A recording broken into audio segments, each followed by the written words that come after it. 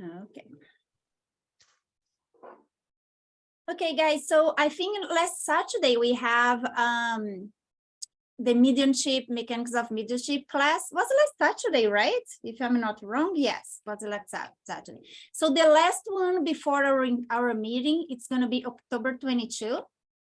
And who is going to talk? It's going to be, the talk is going to be the mediumistic manifestation of the spirits, Luis, Liv, and Maria. The dialogue with the spirits, Leda. Steps of the Spirit's enlightenment through dialogue, Leda, Liv, Luis, and Maria, and I will contribute with my comments for sure, as always. Oh, so everybody, this week start the Chico Xavier, his friends, the event.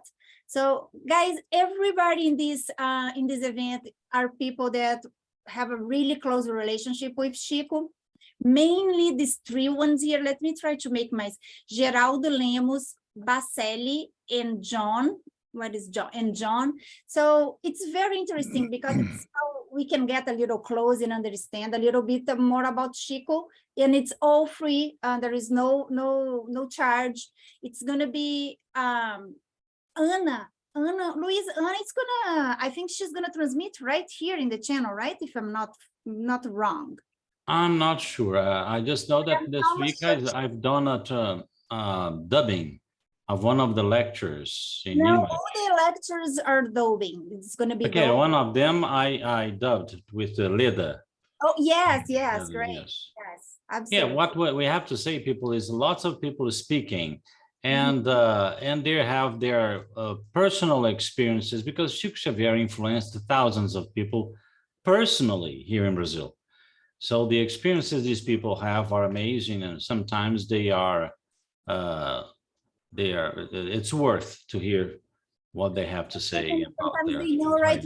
Private conversations, they see so many, they have so many cases about Chico to tell us. It's very interesting. It's very, and everything it's going to be.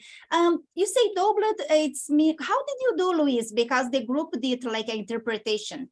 So the voice of the person, it's slow. It's no, what we did was not very professional, because what Lida brought to me here was a text in English, and I helped her to record the text with a better, higher technical approach, right? But I think she will give that recording to someone who is going to fit the speeches, right? Over the Portuguese lecturer's speech, right? That's nice. Yeah, so everybody, and can I ask you a favor? Tomorrow you guys have Wendy, right? The meeting with Wendy. Luis, can you bring that up, since it's 1 week before? She would allow that, or what? Come again, please. Can you bring to the Wendy and ask her to maybe talk about the event? I think she knows. She's already announced it in the Friday After Life report. Oh, that's great. Okay. Yes. Yeah. So moving forward here, we have this other event on November 5th. It's going to be in person, so I don't know who has the chance. It's Houston, so Anna for sure, she's going, not us. So yeah, I think that is it. And let's start with the book. Give me 1 second, guys. And I start here now. If you're a woman over 40 and you want to lose belly fat, stop doing endless workouts. Want to know why those crazy workouts and fad eating plans are working long-term? This is what the inside of your washing machine looks like after 1 year. And it's not dirt from your clothes. I'm the host. Please, okay. we need to get to know about that. What? About belly fat. I'm glad. Belly fat. Okay, guys, let's go here. 1 second. I tell you, I'm terrible on this Zoom meeting. I work with teams and I'm horrible, but it's okay. We survive, right? But this is a team too, no problem. Yeah, that's true. Okay, so guys, I think we live in question 7 to 6. I'm gonna come back to 7 to 5 because I have the impression was 7 to 5. Anyone remember exactly which one we stopped? Yes, we got to 737. 737. Oh, yes. Oh no, so wait. That's a Boeing. But is it the same? Is it the same that jazz has? Because I think that jazz has a slightly different. Same numbering. Okay. And By the way, very Rosie, slightly different text. That's all. It's not 1850s text. It's I think John is correct because 1990s text. yeah. 736. Let's go from here then. Okie doke. Yep. Okay. Okay. Do people who are excessively conscious in regard to killing animals earn some sort of special merit? What do you guys think? And I'm gonna try to go down with the. I'm not gonna be able to do that. Okay. Try to not read the answer, guys, please. So what do you guys think?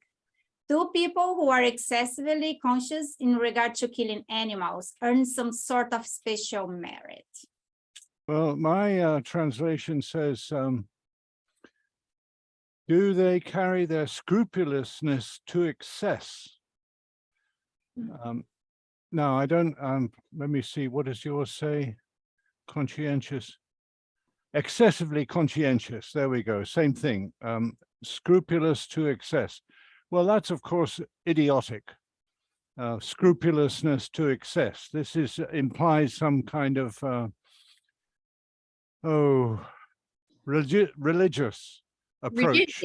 Dogmatism, right? Dogmatism. Yes, dogmatism approach to it, instead of what it should be approached is kindness and gratitude. And of course, not excess, no excess in anything.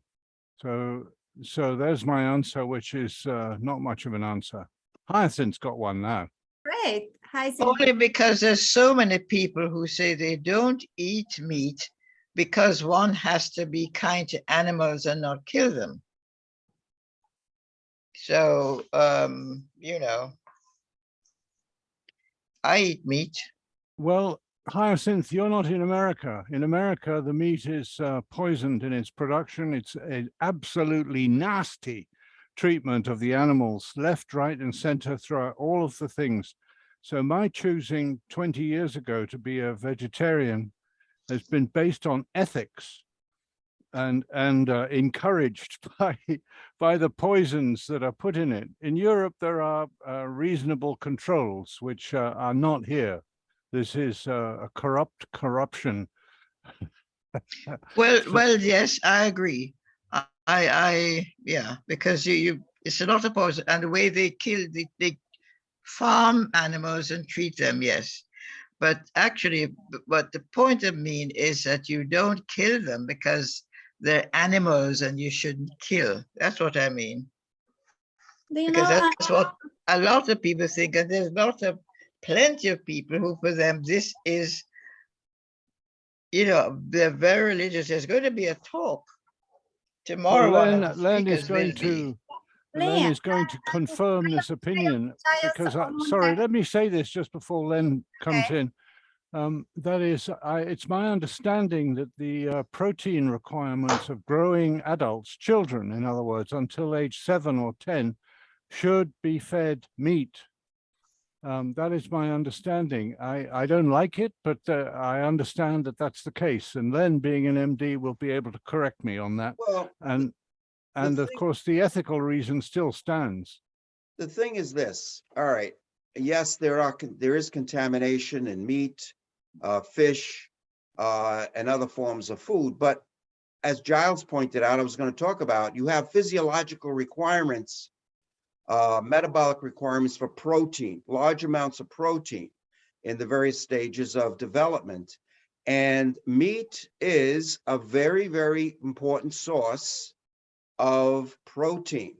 And that's very important for the amino acids, for metabolism. So if you don't have meat, then you got to look at other high protein sources.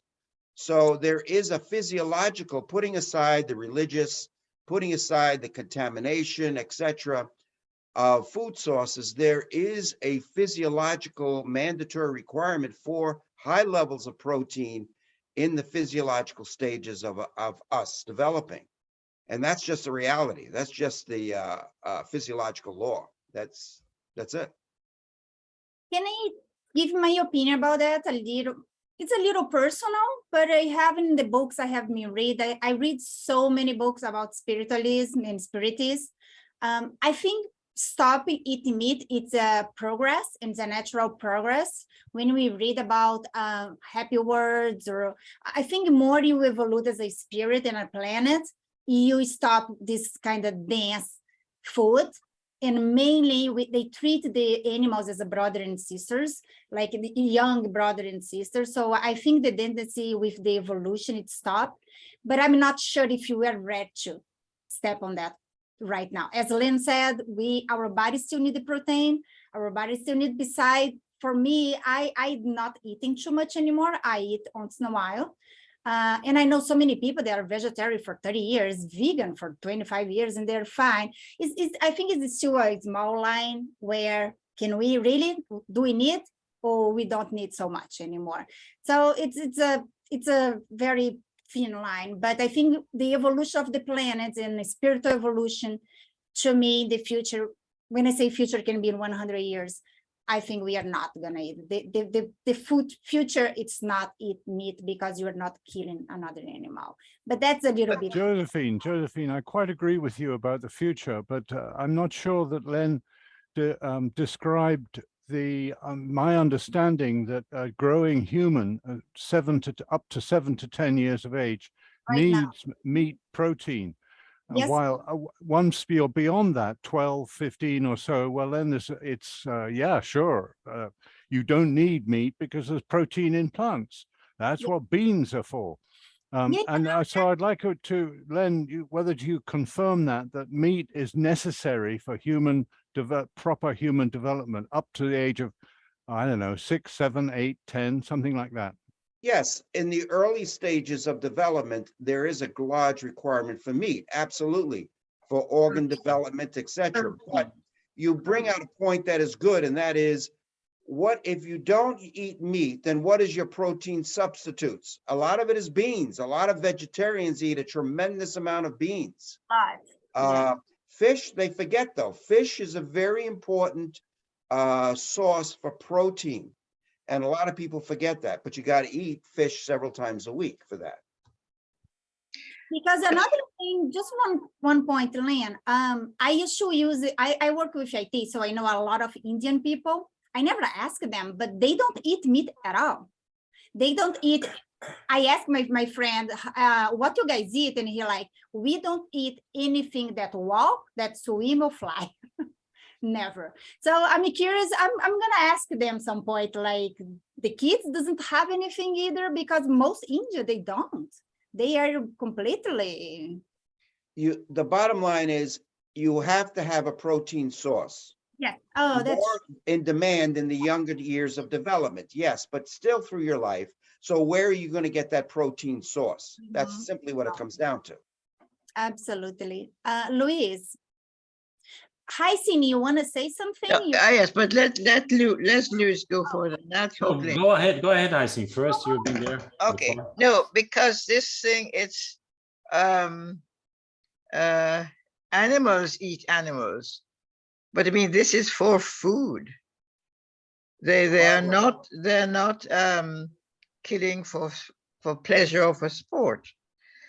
And I'm told that in some indigenous Indian cultures, I don't know if this is true, but I was told this, that they will eat the buffalo and that they will say to the buffalo, I need to eat you for food. And the buffalo bows the head exactly where the knife goes in. And so, I mean, this is, we can say that, but this is something that is with nature. And to say that, no, we don't, this is killing, so we don't kill. Well, if you walk on the grass, that's also living. So you can take, I'm saying you can take it to extremes and excess. And that's what I'm talking about. Yep. I agree, Heisen. Absolutely, Luis.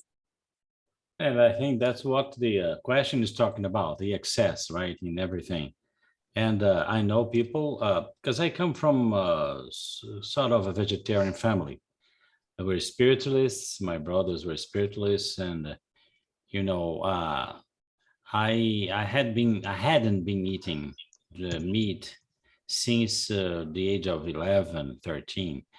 And then after I became an adult, I I was kind of having problems because when I left my mother's home, she was a great vegetarian cook. I was eating, for example, at the cafeteria at university, I was eating rice, beans, eggs, and eggs and eggs. The woman was so pitiful of me that she put about 4 or 5 eggs on my dish. I was really an egg-like student, you know. But and then I got sick once, and I got out of my body, and they took me to a hospital to talk to a doctor. And the doctor said to me, well done, your effort in terms of nourishing yourself with the best thing is very well, but you need to go back to eating chicken. Please do that, right? Otherwise you'll be getting sick very often. And because I didn't have my mother to have this kind of substitution Len is talking about. I was really having a very poor, so everything's so relative in the sense. We cannot be dogmatic at all in anything, right? So this was interesting. I started eating chicken from then on. I wasn't able to adapt myself to red meat anymore.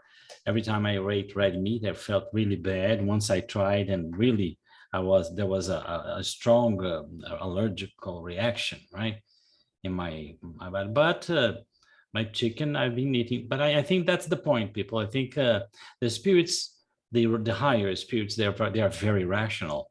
And they know it's okay. He said, it's a great effort. This effort is good for you of leaving meat behind, but you need to know that right now, that's not the case. Yeah, yeah, and I agree with Len.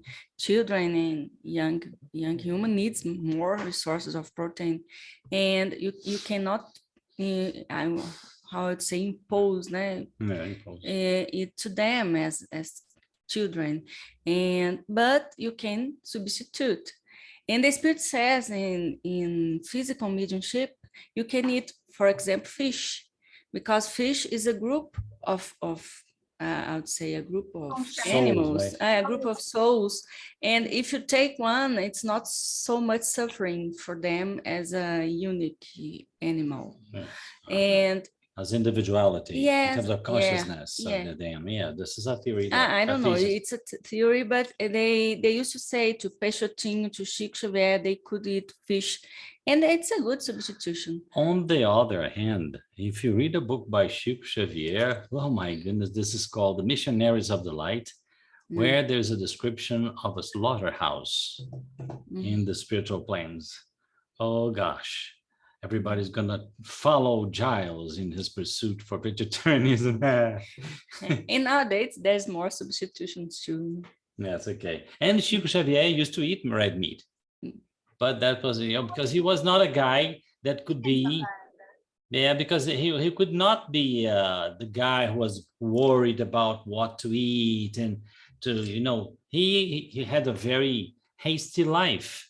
So that's the point. Everything is relative. He wrote a book like Missionaries of the Light, where people describe very strange situations related to the habit of eating meat. On the other hand, he himself ate red meat because he didn't have this kind of, time to dedicate to a healthier kind of food. Okay, thank you, Luis. Thank you, Olivia. Debbie. I guess you can hear me. I was remembering this court case that we had here in the States where this couple, a married couple, got arrested and tried for feeding their baby soy milk. And the baby might have died from malnutrition. It just made me think of that right away. That's all. Wow. I didn't know that one. Gloria. Thank you, Debbie. Oh, I didn't realize. Okay. The question, the way I look at the question, it says, do you earn some sort of special merit? And I haven't looked at the answer, and I would say, no, you don't earn special merit. For, like Luis said, it has to do with the word excess too. In other words, everything in moderation, and because you're excessive about something, even if it's the right thing, that doesn't get you special merit. And my experience, I guess, in academia, and especially when we would go to other countries, is we didn't speak the same language. There'd usually be an interpreter, and we would eat what they served, and we would be kind, and we would not refuse what they ate. We would honor them by, you know, sometimes I'd pick at it, like raw fish, but, you know, I'd act like, you know, I was grateful. And I think that's the important thing, is that we treat each other with kindness and honor other people's customs. And if their customs are to eat raw things, you know, I'll just kind of push it around on my plate with my fork and act like I'm eating it, cover it with my napkin. Great point, Gloria. Absolutely. Hi, Zane. Yes, I just want to say that the thing is that a lot of people who do not eat meat think that they are much better than people who eat meat. And that's, I think, is what they are talking about here. You think you are somebody special because no, you don't kill animals.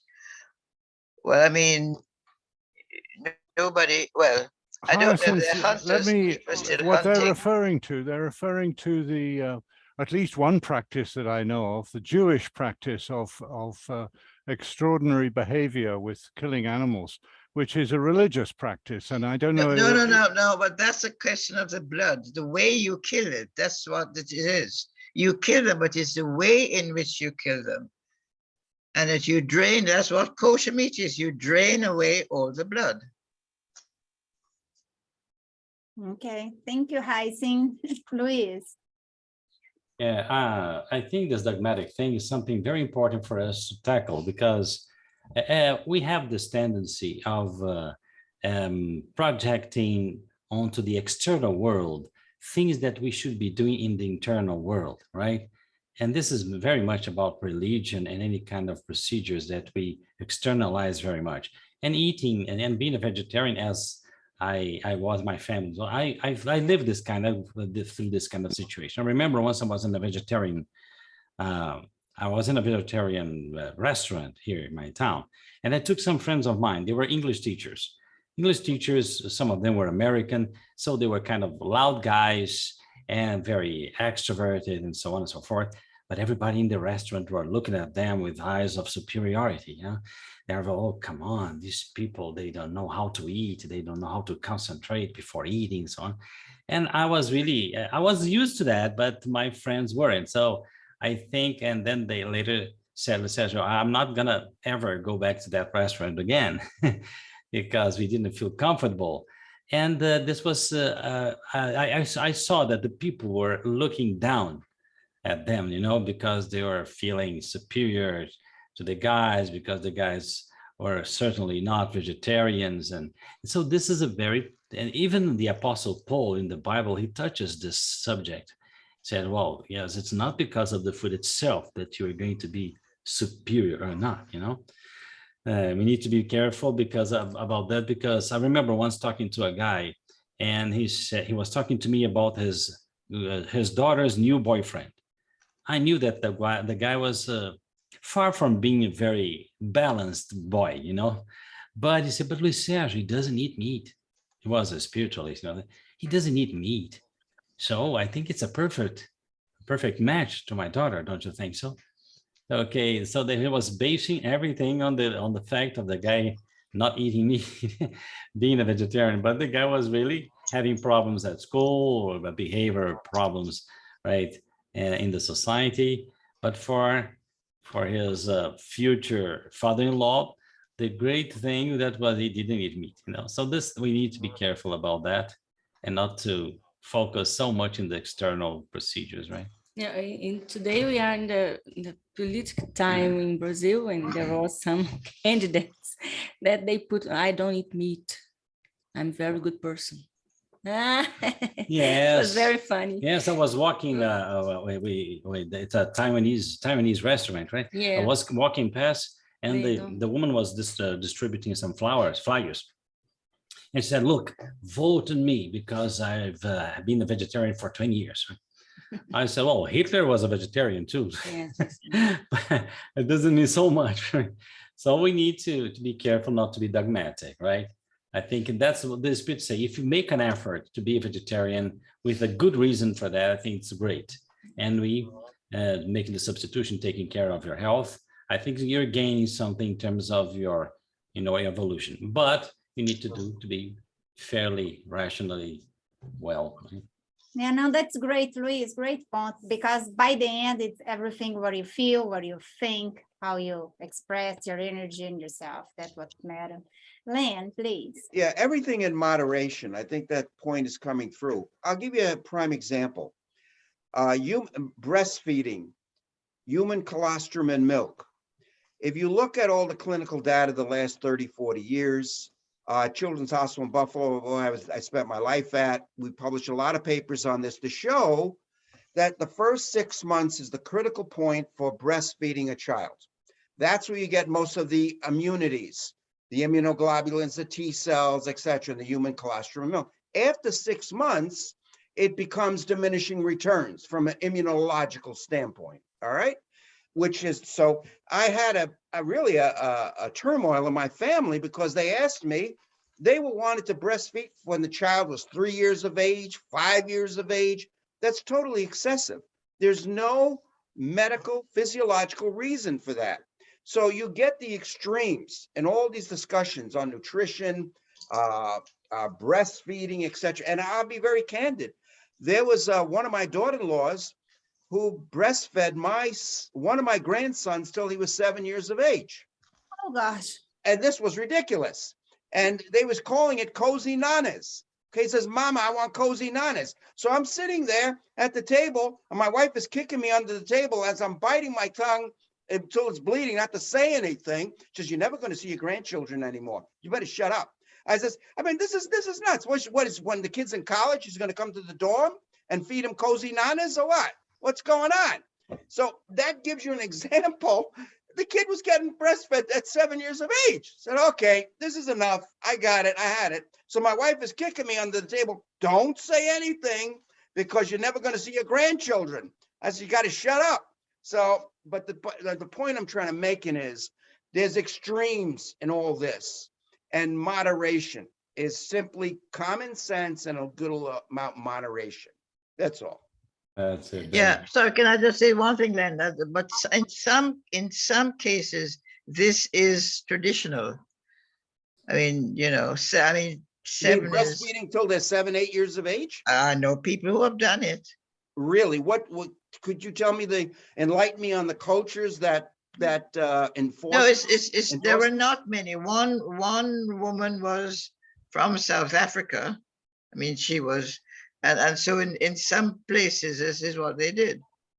Well, maybe there's poverty too. That could be a poverty issue. And but still, I mean, you know, the kid's 7 years of age. What are you going to do when he's in college? There was one daughter who said, I don't want this anymore. And the mother still wanted to. So, you know, it just goes in, yeah. In other words, it was selfishness. The mother was doing it for her own emotional needs. Yeah, it's emotional. Gloria.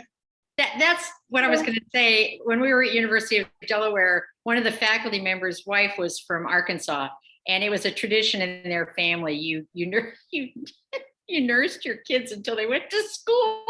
Yeah, it's ridiculous. I mean, it was an Arkansas thing, you know. So yeah, these are educated people, but it was a family tradition. So you know, it was a little. But, you know, a lot of these coaches, they ride horses, but then they ride their cousins too. It was anyway. Yeah. You know, when I'm talking from an why do you breastfeed? Is to give immunities to the child. Yes, there are emotional ties too, of course, which is good. It's a bonding for the mother to the child and child to the mother, of course. But the main reason is the immunological benefits, which are many, that are given to the child. But there's something else too, people now realize.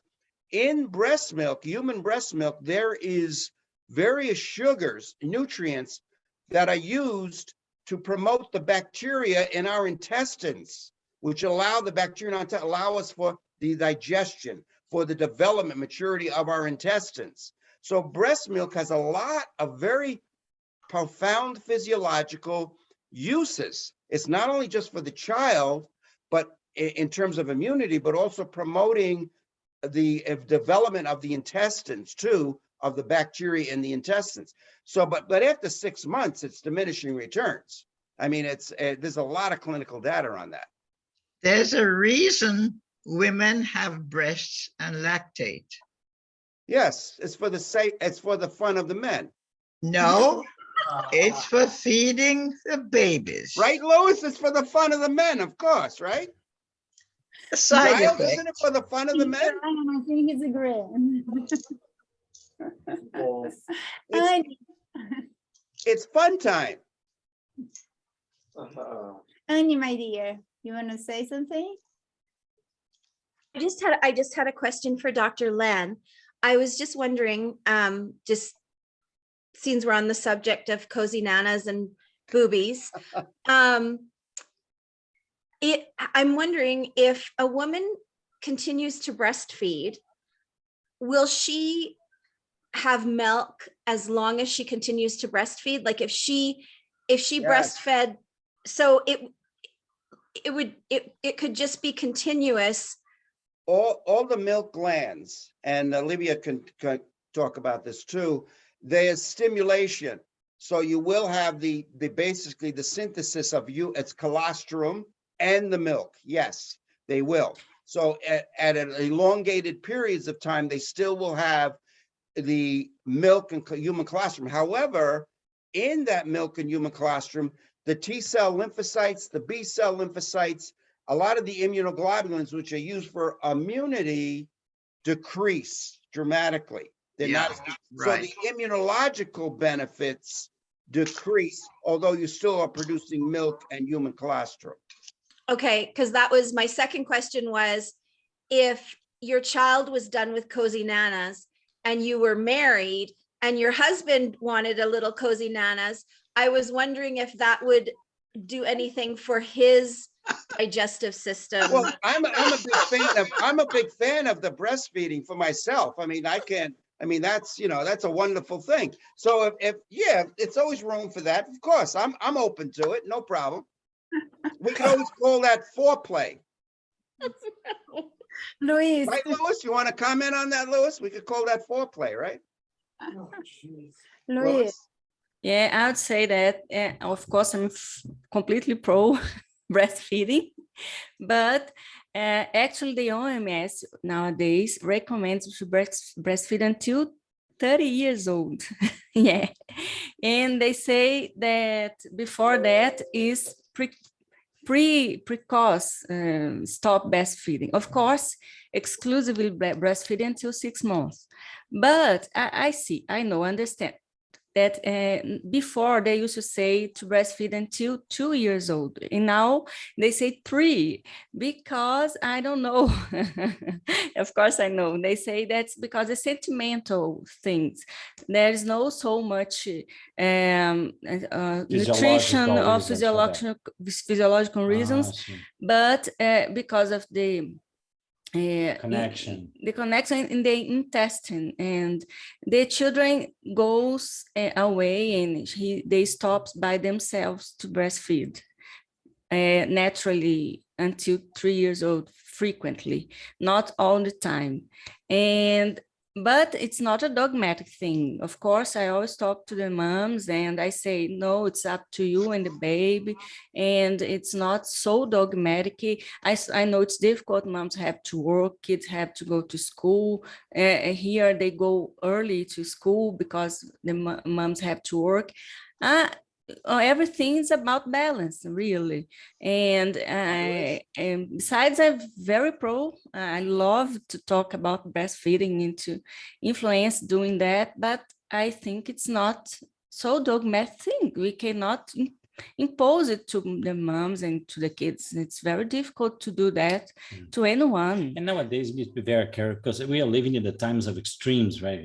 Everything is very polarized and extreme, and people doing things that are unbelievable, right? Well, I mean, I'll ask a quick question to the group. Don't you think by 6 months, 9 months or so that the child and the mother have had the bonding now?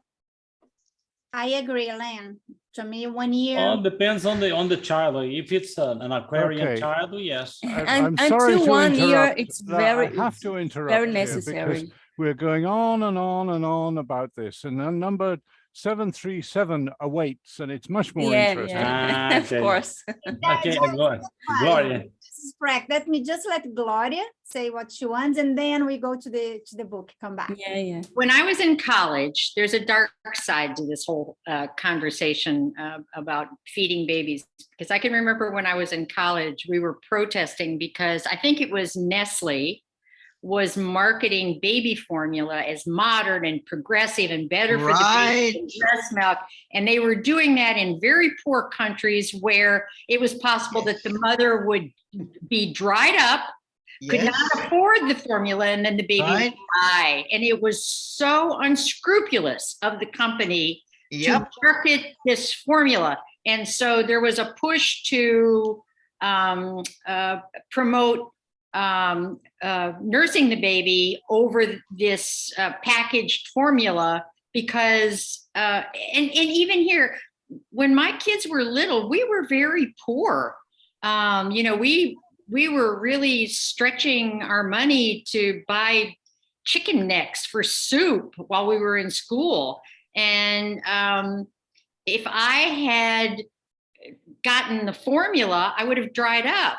And because I kept nursing, then I could nurse my children for the full 6 months. And then they got teeth and they bit, and that was the end of it.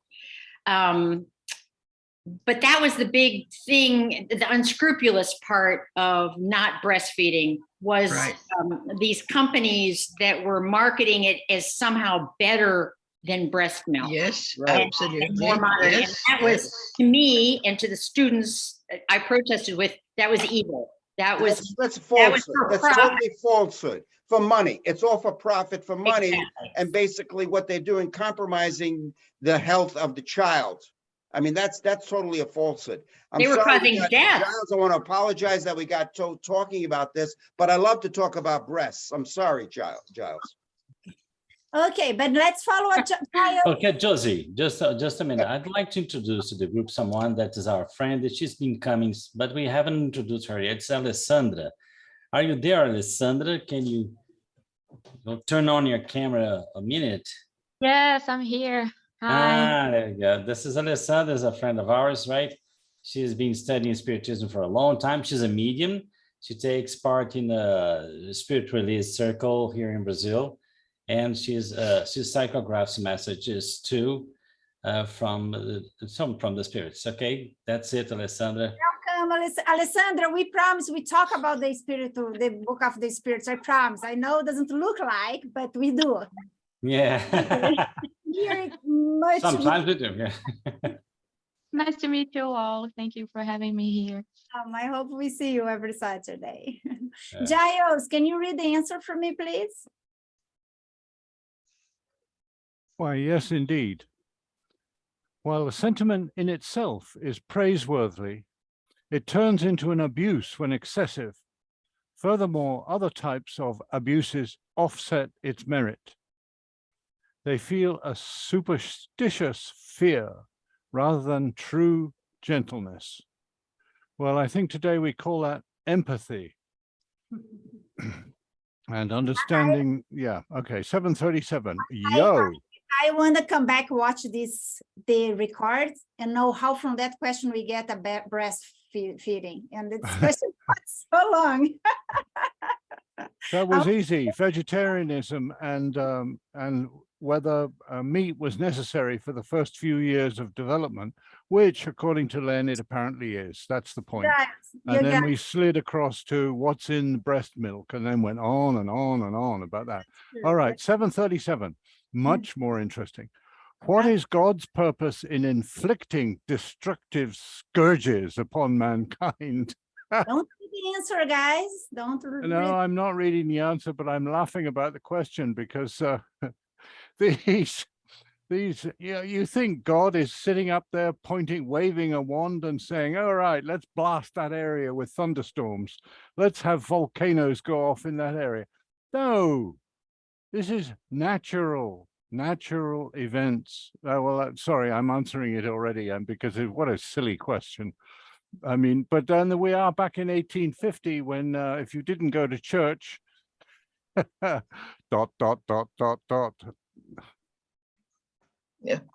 No, well, can I say that I think that if you look at the press today, they're still talking about scourges. God is sending the hurricanes. He's sending this. God is sending this. Because that's what they have always thought and taught. I don't think God is sending it. I think we are doing it ourselves. I agree, Heising. Somebody else? I agree. I'm not too sure about doing it ourselves, but it's certainly part of the challenges that we are have signed up for on this Earth incarnation. And let me add, it's one of the things that makes this planet so attractive. No, but I mean, when I say that ourselves, I mean humans. Yes, of course, I mean humans. Well, then there's animals as well, and they like challenges. They're not here by accident. Sorry, I need to leave temporarily. I'll be right back. I'll just say one, a little facetious perhaps, but this plant, cutting down trees to plant soya to feed cows, which then produce methane gas. You see, and that's not the cow's fault. That's humans who are feeding them soya. Yep. Lynn. You think about what has been going on, just say the last 3 years. We've had a pandemic, a worldwide pandemic, where over 1 million people just in the United States transitioned. Across the world, it's probably many million. We've had all these typhoons, hurricanes, the forest fires, etc. But that's all in line with that. And we all know, if we look at the spiritual literature, volumes of evidence, that we are the toughest school in the universe. We have challenges physically and mentally on all different levels. And souls that come here ultimately graduate from this toughest school of all challenges that we learn our lessons of love, compassion, gratitude, etc. So all this destructive so-called challenges, pandemics, hurricanes, etc., loss of life, is all part of being present as souls in the universe on the toughest school in the universe, Earth, where we have mental and physical challenges. We have both. Well, if you look at the literature, there are many, many worlds out there in the universe. It's one, not the other, but we have both. A lot of validation of that in the literature, a lot. Luis. Thank you, Lynn. Thank you, Len. I remember one book by Shuksha, one of his first books, right? Because it was his mother's book, and she wrote through him. And there is a mentor in the book saying that Earth is one of the planets that shelters one of the most prideful people in the galaxy. And the consequences of this kind of behavior, of this kind of characteristic in our souls, has to do with everything we live here on the planet, we go through on the planet, right? So I think it goes well along with what Len is saying. Yep. Thank you, Luis. Luis, would you read the answer for us, please? Okay. To make human beings, okay, the question is, what is God's purpose in inflicting destructive scourges upon humankind? To make human beings advance more quickly. As we have already stated, destruction is necessary for the moral regeneration of spirits who move on one step closer to perfection in each new existence. To appreciate the results, we must consider the purpose or the end. If you only judge them from your personal point of view, they appear to be plagues because of the harm they cause you. Such events are often needed to spur faster development and achieve in only a few years what would otherwise have taken centuries to accomplish. Yeah. Thank you. Yeah. Okay, let's go to the next. 738. Could God improve humankind by using methods other than destructive scourges? So could God improve humankind by using methods other than destructive scourges? I learned this word today, guys. I didn't know what scourge meant. Anybody? Well, again, Go ahead, Heisen. you see, I don't agree that God is punishing and God is doing this and God is doing that. What we call upon ourselves for the choices we make. He said, live in peace and love each other. Instead, we go to war. Okay. Yeah, can I give you an opinion, guys? I think because I know what you say, Heisen, I agree, but I think we ended up getting destruction situations. It's consequence of our acts. It's consequence of when you look at the big picture. So for example, think about all the wars we have done since after Jesus Christ, all the crusades, all the inquisitions, all the France against England. If you get all the wars, we ended up paying for our actions. Does it make sense, Luis? I'm not sure if I'm expressed as I would like to express myself. So even Chico Xavier would say, if we should pass the 50 years of moratoria, how I say that, Luis, of quarantine, without have a 30 world war, we would pay somehow because we have this kind of collective karma. So I don't know if it makes sense. It's not about God punishing us.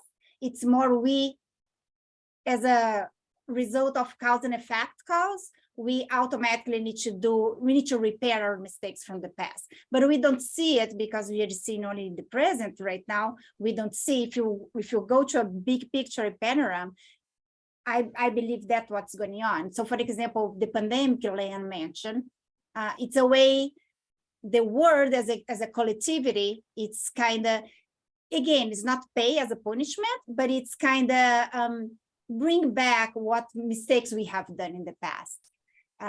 Correct me, Luis, if you think, I hope I could pass my message. Yes, what I think we are talking about is something, part of what Heisen has been saying, and part of what the spirits have been showing. I think it's two things, right? The consequences of our choices, of course, can bring suffering, scourges, whatsoever, and natural situations like when they say, for example, God, when this old saying that God did this or God caused that, it's because there are natural situations in nature that when nature sees that you need some learning, the lesson will come. And that's why when they say God sent this to you, because in fact, it's a metaphorical way of saying nature has decided that now it's time for you to learn about something, and though that difficulty will come, right?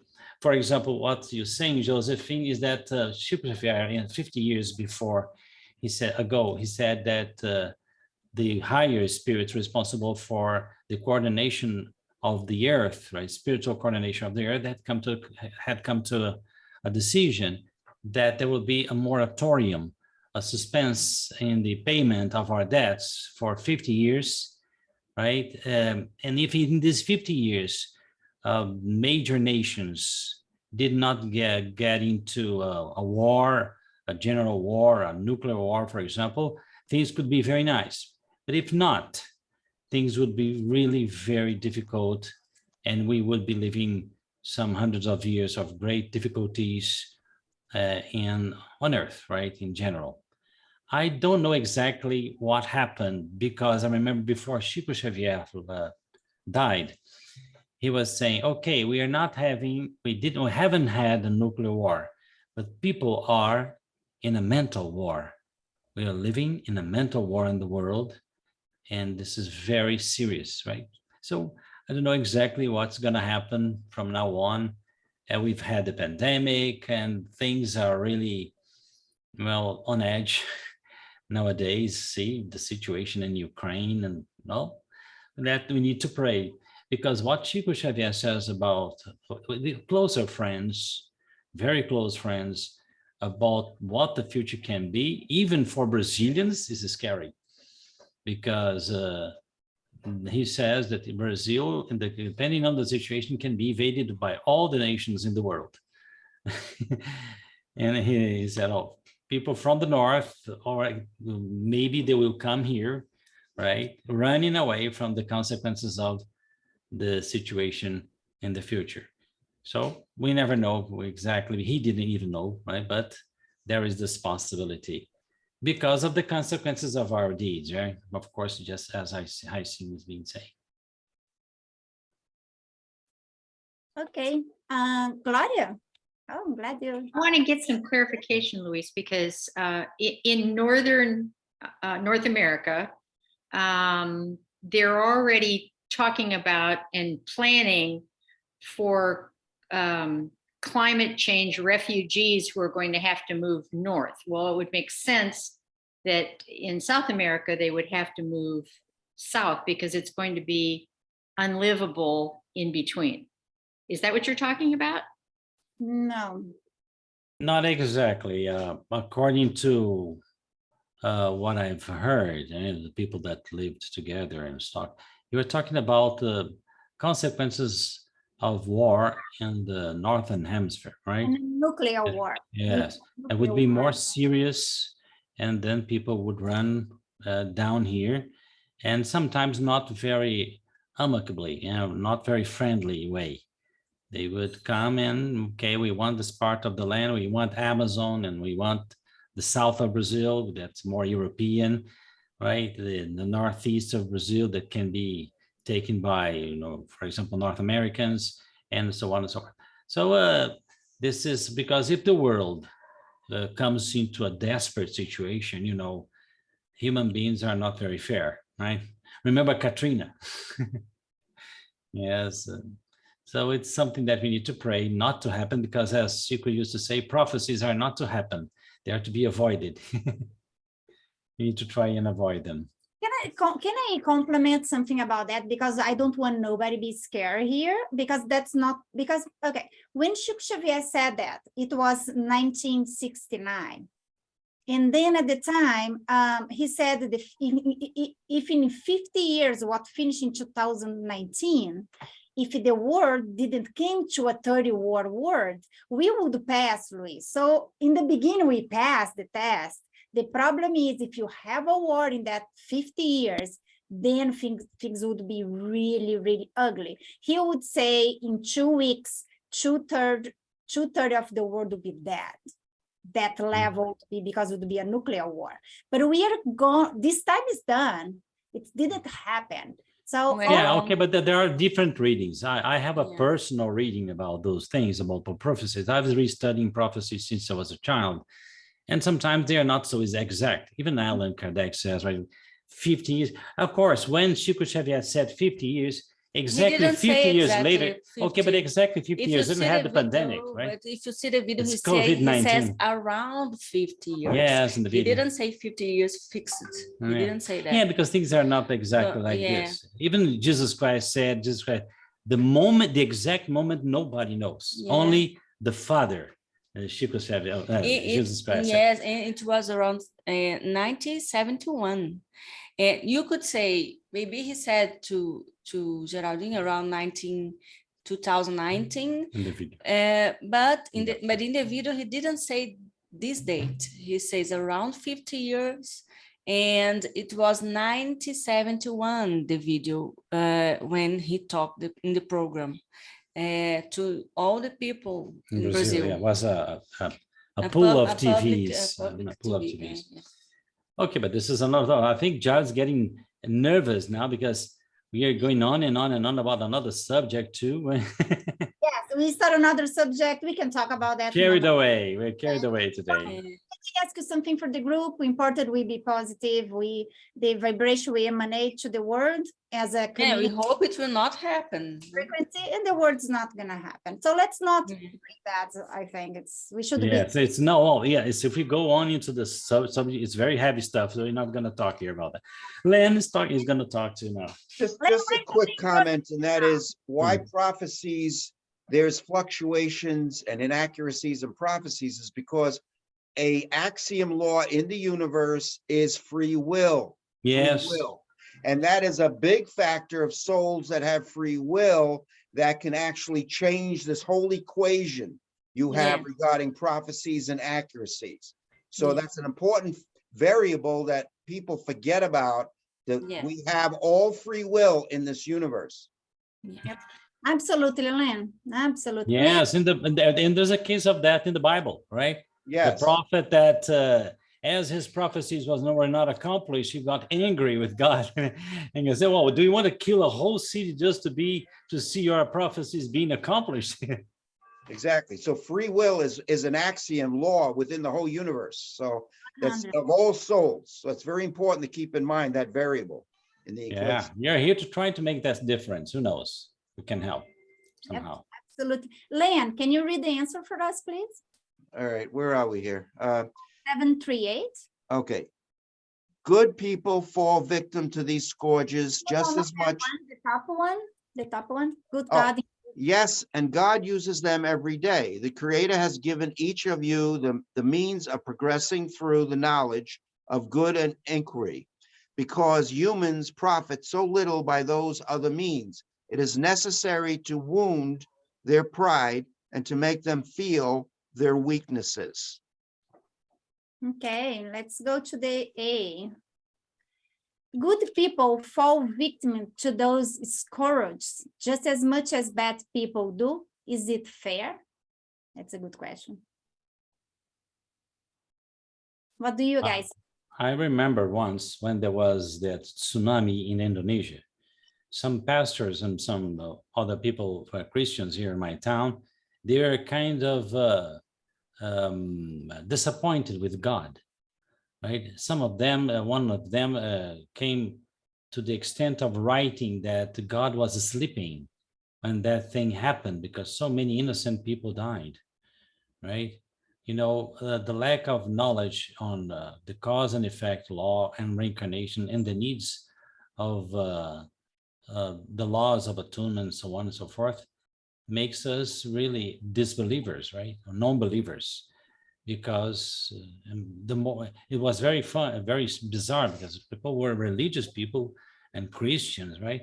And they were so shocked with, because now we have the images, everything is filmed, is shot. So they were so shocked with that reality that they started doubting God's position in that situation. And you know, this kind of the good people fall victim. That's the point. I told you once I was lecturing to very, very poor people from a slum here in my town. I was teaching them very slowly. And I teach through Christianity because they were all Christians. So I teach them. That's a good thing about Spiritism. You can teach through science. You can teach through Christianity. You can teach because the truth is everywhere. But one guy asked, Sergio, Jesus Christ said, if you are hurt by the sword, you'll be hurt by the sword.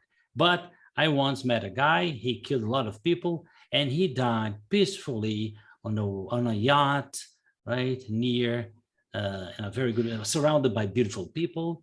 So how do you explain that law? So I came with the explanation of the cause and the law of cause and effect and reincarnation. And a pastor, right, that was embedded in the crowd. I knew he was a pastor, but he didn't know I knew. And he put up his hand and said, no, I disagree with you. This guy is going to be killed or stabbed in hell. And I said, okay, I said to him, your theology can explain up to that point, but your theology is unable to explain innocent people who are killed and suffer with no reason at all. But reincarnation explains that, right? So there's a limitation to your theology because of lack of knowledge in terms of spiritual realities, right? And I think that's something that goes on to that in that direction. Thank you, Luis. That's absolutely. Annie, please.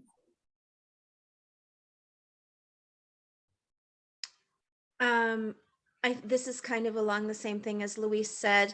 The question, it just reminded me of when my son William transitioned last June. The Children's Hospital in Calgary offers parents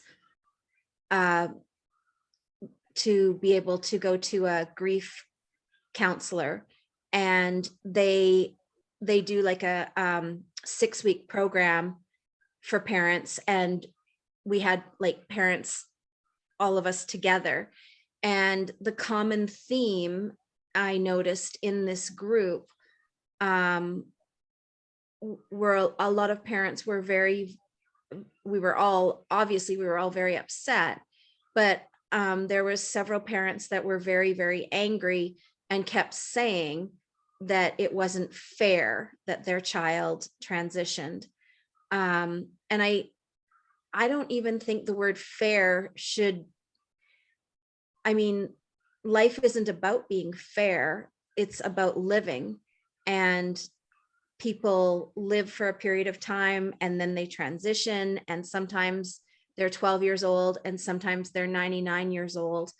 But if you can look at it in as Luis was talking about reincarnation, and that we're here, you know, none of us know how long we're here for or what this life is going to be, but we did choose to come here regardless. And I think if you keep those things in mind, it maybe people realize that, you know, fairness has nothing to do with life. Yeah, I think this is a very, very delicate point, Annie, you are tackling, because on the other hand, we spiritists, we need to be very careful, because we can be very dry. You know, for example, Olivia worked with a very famous Catholic personality in our town, and they worked at the intensive unit, right? In the intensive unit. And that Catholic was complaining about spiritists that were very kind of rude and very, because they threw the truths of life in a very dry way, and they couldn't console, they couldn't comfort the parents that, for example, lost their children. So love first, truth later, right? And Josephine was calling my attention that I was being a little bit this way today because I was talking about the Chico Xavier's prophecies. She said, well, Luis Sergio, be more positive. You're scaring people. So if I did this, I ask you for forgiveness, right? Because this is not my intention. My intention here is for us to, every prophecy is to warn us to deal with our positive and greater side of life, and not to be tuning with the darkness, right? Yeah. That's the update. And besides, you can all be here with us. We will receive you all. Yes, if you have to come down here one day, just kidding. You already have a place to stay, right? I would like to tell something. We don't see the whole picture. And maybe William was his mission to come, and he was going to do something else. His mission is life. We don't see the whole picture what happened before. They call incarnation contracts. So when you in between lives, we make this contract to come with that family, to do this, to achieve that. And most of the time we agree already, the whole family agree together what's going to happen. Right, Lois? Correct me if I'm wrong. So I know for you and for us, sometimes make no sense because we only see here, but when you see the whole picture, he agree with everything that happened, and that's what you guys agree, but you don't remember. So just if it helps. You know. What Annie said, I agree with her. Sometimes we don't want explanation. We don't want something to be fair or not. We just want to have the consolation and Comfort, the yes. comfort, and to understand that there's a purpose. Okay, there is something that can console us, but we don't need the explanation sometimes. There's a sentence by Allan Kardec that I like very much. Said, when I see two people arguing, I will be on the side of the one who is more charitable. Yeah. Because he or she has the reason, even if the argument of the other is better. Mm-hmm. Wow, this is very good, isn't it? Okay. Luis, you speak very carefully and diplomatically, and that's wonderful. Oh, thank you. He or she who is the more charitable.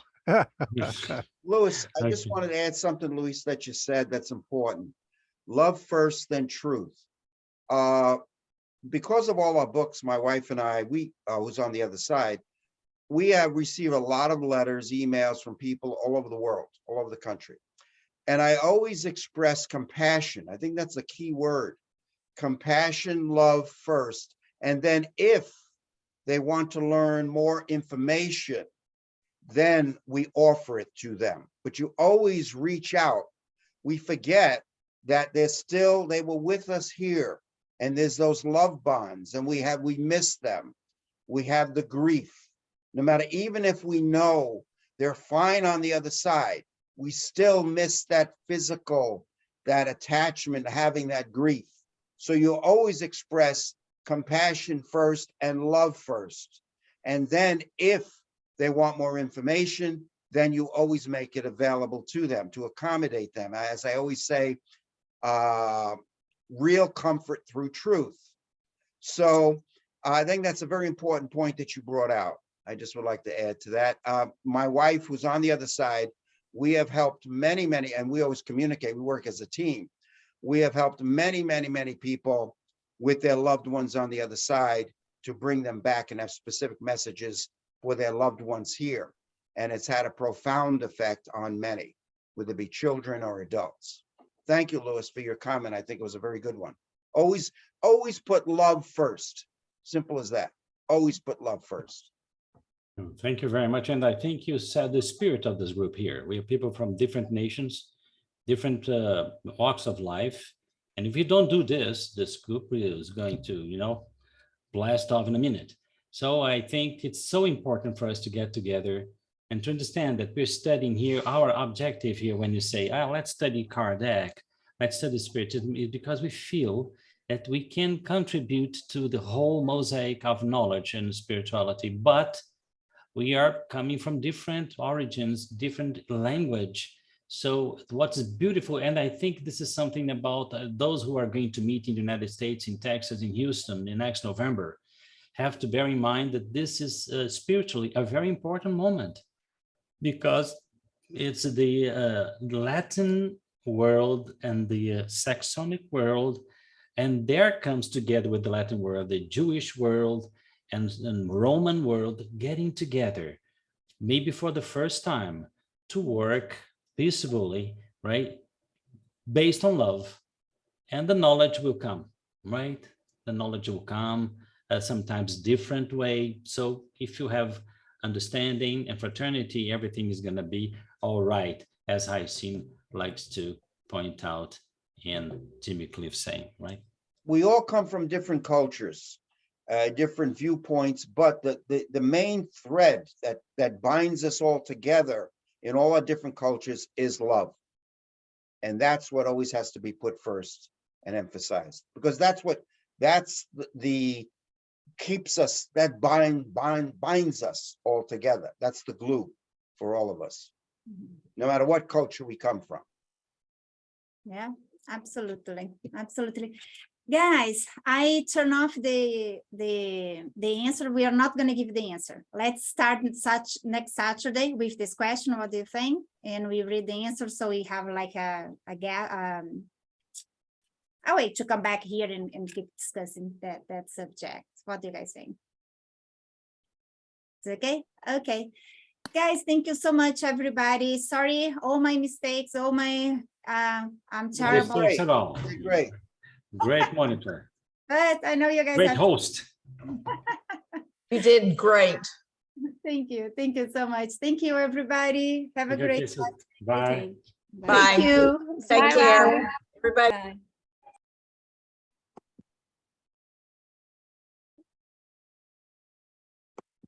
Bye. Not so fast, not so